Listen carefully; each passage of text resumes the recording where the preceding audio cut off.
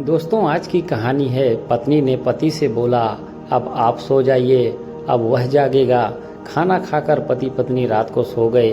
रात के 12 बजे पत्नी की नींद खुली तो देखी उसके पति जाग रहे हैं और करवट बदल रहे हैं। उसने पूछा, क्या बात है, अभी तक आप सोए नहीं? पति बोला, नींद नहीं आ रही है, तुम सो जाओ, अभी थोड़ी देर में नींद आ जाएगी। पति की बात सुनकर पत्नी सो गई। 2 बजे पत्नी को प्यास लगी, वह पानी पीने के लिए उठी। देखी तो उसके पति अभी भी जाग रहे थे। वह सोचने लगी, दिन भर फलों का ठेला लेकर कॉलोनी कॉलोनी घूमने वाला आदमी को अभी तक नींद क्यों नहीं आई? जरूर कोई गंभीर बात है। उसने पूछा, क्या बात है जी, कोई परेशानी है क्या? आप मुझे कुछ छुपा रहे हैं? उसका पति उठकर बैठ गया और बोला, नहीं नहीं, टेंशन की कोई बात नहीं है, बस नींद नहीं आ रही, तुम सो जाओ। पत्नी ने अपने पति का हाथ अपने सिर पर रख दिया। खाओ मेरी कसम कि टेंशन वाली कोई बात नहीं है। जब पत्नी कसम दी तब उसने बताया कि पड़ोसी साहूकार से जो पैसे हमने 1 साल के एग्रीमेंट पर लिए थे, वह अब अपना पैसे मांग रहा है।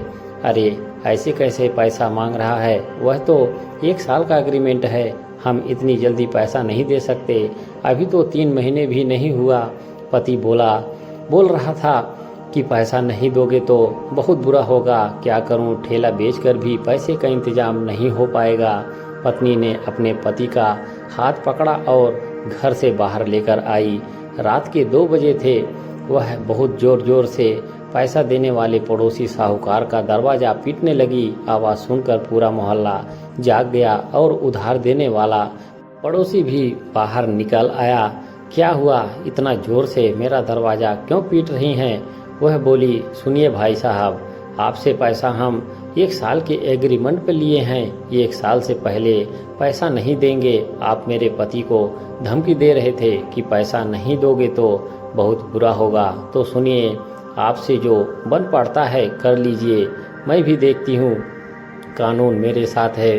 उधार देने वाला पड़ोसी हक्का बक्का सा उसे देख रहा था। वह अपने पति का हाथ पकड़ी और अपने घर चली आई और बोली, अब आप सो जाइए, अब वह जागेगा। सुनिए जी, कभी कभी ना जैसे को तैसा जवाब देना पड़ता है। दोस्तों, ऐसी होती हैं औरतें, जब बात अपने पति और बच्चों की हो तो किसी से भी लड़ जाती हैं।